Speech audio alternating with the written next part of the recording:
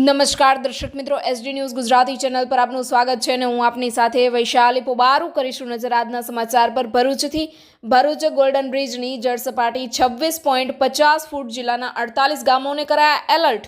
અંકલેશ્વરના 3 ગામોમાં સ્થળાંતરની સૂચના અપાઈ। અગાઉ 280 લોકોનું કરાયું હતું સ્થળાંતર।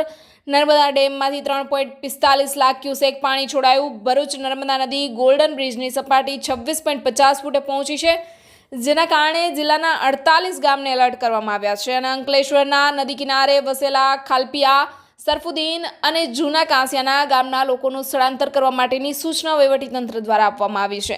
સરદાર સરોવર નર્મદા ડેમ હાલમાં 134.70 મીટરથી ઓવરફ્લો થઈ રહ્યો છે, જ્યારે ઉપરવાસમાંથી ડેમમાં 3,03,513 ક્યુસેક પાણીની આવક નોંધાઈ રહી છે। તેમજ નર્મદા નદીમાં 3,45,721 ક્યુસેક પાણી છોડવામાં આવી રહ્યું છે, જેના કારણે ભરૂચ નર્મદા નદી ગોલ્ડન બ્રિજની જળસપાટી 26.50 ફૂટને આંબી ગઈ છે।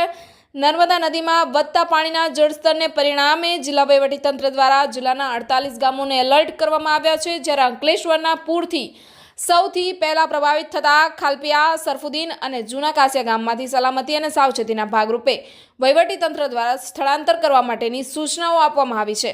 ઉલ્લેખનીય છે કે તારીખ 26મી ઓગસ્ટના રોજ જિલ્લામાંથી 280 લોકોનું સ્થળાંતર કરવામાં આવ્યું હતું। Reporter Jayesh Prajapati, SD news Gujarati, Bharuch.